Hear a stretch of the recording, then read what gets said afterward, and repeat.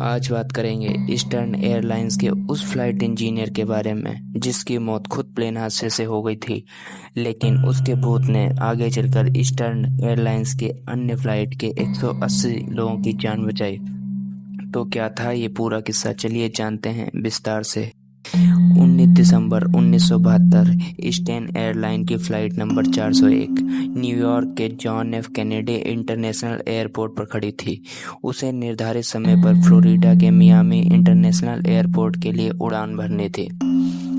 Flight में कुल 163 यात्री और 13 क्रू मेंबर सवार थे। विमान को 55 वर्षीय कैप्टन रॉबर्ट एल्विन चलाने वाले थे, जिनके पास 29,700 फ्लाइट हावर्स का एक्सपीरियंस था।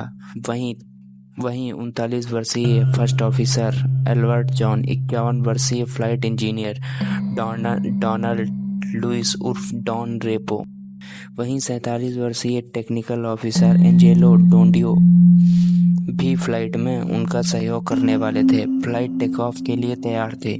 सुबह के 9:20 पर फ्लाइट ने उड़ान भर दी। सभी लोग प्लेन की यात्रा का आनंद ले रहे थे, वहीं क्रू मेंबर्स उनकी सेवा में लगे हुए थे। सब कुछ ठीक चल रहा था। करीब 2 घंटे का समय यूं ही बीत गया। फ्लोरिडा बस आने ही वाला था। कैप्टन ने लैंडिंग की तैयारी कर ली थी। फ्लाइट में लैंडिंग के लिए जरूरी अनाउंसमेंट होने लगी। सभी के चेहरे पर मंजिल तक पहुंचने की खुशी साफ साफ चमक रही थी। लेकिन जैसे ही को पायलट लैंडिंग गियर को खोलने के लिए प्लेन के लीवर को नीचे की तरफ खींचा, वैसे ही सामने की स्क्रीन पर ग्रीन इंडिकेटर जलने लगा। को पायलट ने अपने तरफ से तो लैंडिंग गियर खोल दिया था, लेकिन उसके सामने जो मंजर था वो बेहद डरावना था। उन्होंने देखा कि इंडिकेटर की ग्रीन लाइट अब जल ही नहीं रही है। उन्होंने इसकी जानकारी कैप्टन को दी। कैप्टन भी स्क्रीन देखकर हैरान रह गए, क्योंकि जब तक इंडिकेटर में ग्रीन लाइट नहीं जलती, इसका मतलब है तब तक लैंडिंग गियर नहीं खुले हैं। इसके बाद उन्होंने खुद भी लीवर को ऊपर नीचे किया, लेकिन लाइट आ ही नहीं रही थी। इसकी जानकारी उन्होंने तुरंत एटीसी को दी। प्लेन तब तक नीचे आना शुरू हो चुका था। लैंडिंग बस होने ही वाली थी, लेकिन जब एटीसी को इस बात का पता चला तो उन्होंने कैप्टन को कहा कि वे प्लेन को 2000 फीट की ऊंचाई पर ले जाएं। फिर उसे ऑटो पायलट मोड में डालकर खुद चेक करें कि आखिर दिक्कत कहाँ आ रही है। कैप्टन ने फिर वैसा ही किया। इसके बाद प्लेन के इंजीनियर कॉकपिट के अंदर आए। उन्हें लगा कि शायद इंडिकेटर ही खराब हो गया है, इसीलिए उन्होंने इंडिकेटर खोलकर चेक किया, लेकिन वो बिल्कुल सही था। फिर उन्होंने प्लेन का वो बटन दबाया जिससे प्लेन की सभी लाइटें ऑन हो जाती हैं। इससे पता चलता है कि प्लेन में सभी चीज़ें सही से काम कर रही हैं या नहीं। इंजीनियर ने जैसे ही वो बटन दबाया, इंडिकेटर की लाइट तब भी नहीं जली। फिर पायलट ने इंजीनियर से कहा कि वे प्लेन के बॉटम केबिन में जाकर चेक करें कि दिक्कत कहाँ है। इंजीनियर तुरंत बॉटम केबिन में गए। उधर 10 मिनट का समय बीत चुका था, लेकिन इंजीनियर वापस नहीं लौटे। वहीं प्लेन भी अब धीरे धीरे नीचे आने लगा। वहीं इंजीनियर ने देखा कि पीछे के लैंडिंग गियर तो खुल गए हैं, लेकिन आगे के लैंडिंग गियर नहीं खुले हैं, जिसके बिना लैंडिंग होना नामुमकिन था। इसके बाद प्लेन आउट ऑफ कंट्रोल होने लगा।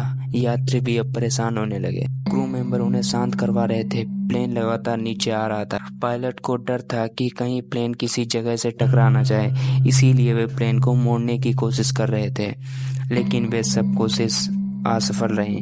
इसके बाद प्लेन पूरी तरह जमीन पर आकर क्रैश हो गया। इस कारण जहाज के पर कच्चे उड़ गए। इस प्लेन हादसे में कुल 101 लोगों की जान चली गई, लेकिन 75 लोगों को बचा लिया गया। असली कहानी तो अब शुरू होती है। मियामी हेराल्ड के मुताबिक इस प्लेन हादसे के बाद ईस्टर्न एयरलाइंस की फ्लाइट TRI स्टार 318 न्यूयॉर्क से मियामी की तरफ उड़ी। इस प्लेन में क्रू मेंबर समेत 180 लोग सवार थे। उड़ान भरने के बाद एयर होस्टेस मेरी यात्रियों की सेवा में लगी हुई थी। वह खाने के लिए कुछ सामान लेने के लिए ओवन के पास आई। जैसे ही उन्होंने ओवन के अंदर हाथ डाला तो उनके सामने एक डरावना सा चेहरा सामने आ गया। मेरी उस चेहरे को देखकर डर गई। वह चिल्लाना तो चाहती थी, लेकिन उन्हें लगा शायद वे उनका वहम है।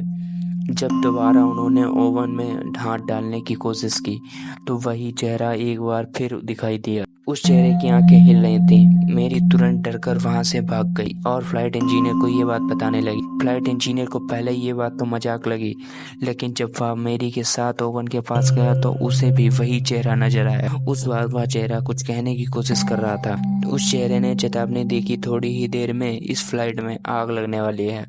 इतना कहते ही वह चेहरा गायब हो गया। मेरी को कुछ समझ नहीं आया, लेकिन इंजीनियर को वो चेहरा याद आ गया। यह चेहरा किसी और का नहीं बल्कि फ्लाइट 401 के उसी इंजीनियर डोनाल्ड लुइस उर्फ डॉन रेपो का था, जिनकी प्लेन हादसे में मौत हो गई थी।